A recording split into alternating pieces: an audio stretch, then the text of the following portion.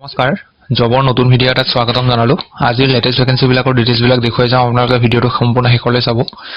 1 number vacancy হৈছে আজি style বজাৰৰ পৰা পোষ্ট আছে ইয়াতে সিকিউৰিটি গাৰ্ড ডাইৰেক্ট জইনিং কৰাই দিয়া হ'ব। ইয়াত কোৱালিফিকেশ্যন মেট্ৰিক পাছ কৰিলে ইয়াত এপ্লাই কৰিব পাৰিব আৰু জেণ্ডাৰ মেল ফিমেল দুইজনে পাৰিব।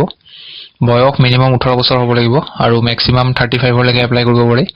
ইয়াতে আপোনালোকে সিকিউৰিটি গাৰ্ডৰ জবত 12 ঘণ্টা ডিউটি কৰিব লাগিব আৰু আপোনালোকৰ এপ্লাই কৰিবৰ কাৰণে ইয়াতে হোৱাটছআপ নম্বৰ এটা দিয়া আছে। এই নম্বৰটোত আপোনালোকে বায়োডাটাখন পঠাই দিব আৰু নম্বৰটোত কল নকৰিব।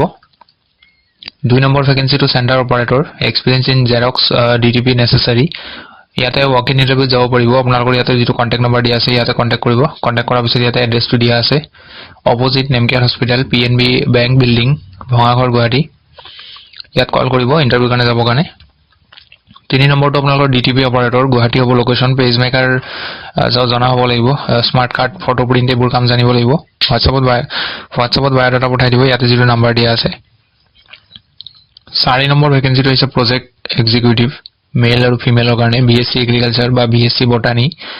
পোষ্টিং লোকেশ্যন আপোনালোকৰ ভেৰিয়াছ লোকেশ্যন ইন আছাম আছামৰ যিকোনো লোকেশ্যনত আপোনালোকৰ পোষ্টিং হৈ যাব।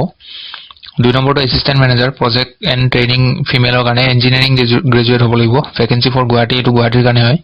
3 নম্বৰটো MIS এক্সিকিউটিভ ফিমেলৰ কাৰণে MBA কৰা হ'ব লাগিব বা পোষ্ট গ্ৰেজুৱেশ্যন কৰা হ'লে এপ্লাই কৰিব পাৰে। এইটো গুৱাহাটী লোকেশ্যন হ'ব। এপ্লাই কৰাৰ কাৰণে আপোনালোকৰ ইয়াতে মেইল ID আৰু কণ্টেক্ট নম্বৰ এটা দিয়া আছে। ইয়াতে আপোনালোকে যোগাযোগ কৰিব লাগিব আৰু এইটো কোনো কনচালটেঞ্চি নহয়। ইয়াতে দিয়া আছে we are not consultancy. 5 number ভেকেন্সিটো হৈছে কাৰ ক্লিনাৰৰ ভেকেন্সি। ইয়াতে ৰাতিপুৱা 6 ঘণ্টা ডিউটি কৰিব লাগিব আৰু নিজৰ বাইক লাগিব। ফোন নম্বৰ দিয়া আছে কোনোবাই যদি কৰিম বুলি ভাবিছে ইয়াতে ফোন নম্বৰটোত যোগাযোগ কৰিব। 6 নম্বৰ ভেকেন্সিটো ক্লথ শ্বপ এখনৰ পৰা আহিছে গুৱাহাটী। পোষ্ট আছে চেলছ বয় আৰু চেলছ গাৰ্লৰ কাৰণে।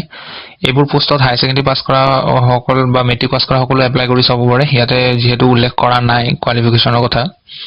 এড্ৰেছ দিয়া আছে ইয়াতে কণ্টেক্ট নম্বৰো দিয়া আছে। এই কণ্টেক্ট নম্বৰটোত আপোনালোকে কল কৰিব বা যদি হোৱাটছআপ আছে হোৱাটছআপত মেছেজ দিব। মেছেজ দি কিনে আপোনালোকে ডিটেইলছটো লৈ ল'ব। 7 নম্বৰ ভেকেন্সিটো ডায়েগনষ্টিক চেণ্টাৰৰ পৰা আহিছে ৰিচিপশ্যনিষ্টৰ ভেকেন্সি 1 নম্বৰটো। 2 নম্বৰটো হৈছে লেবৰেটৰী টেকনিচিয়ান। ইয়াত আপোনালোকৰ কণ্টেক্ট নম্বৰ যিটো দিয়া আছে ইয়াতে আপোনালোকে কল কৰিব বা ইয়াতে আপোনালোকে হোৱাটছআপ যদি আছে হোৱাটছআপত মেছেজ কৰিব। আপোনালোকে ইণ্টাৰভিউৰ কাৰণে তেওঁলোকে ডেট জনাই দিব। 7 নম্বৰ ভেকেন্সিটো arts centre in zoo road front desk manager qualification graduation কৰা হ'ব লাগিব। কণ্টেক্ট নম্বৰ দিয়া আছে এই কণ্টেক্ট নম্বৰটোত যোগাযোগ কৰিব। এইটো আছিল শেষৰ ভেকেন্সি। যদি ভিডিঅ'টো ভাল পায় লাইক কৰি দিব। লগ পাম পুনৰ এটা নতুন ভিডিঅ'ত নতুন ভেকেন্সি লৈ আহিম। চ' আজিলৈ আহোঁ। ধন্যবাদ।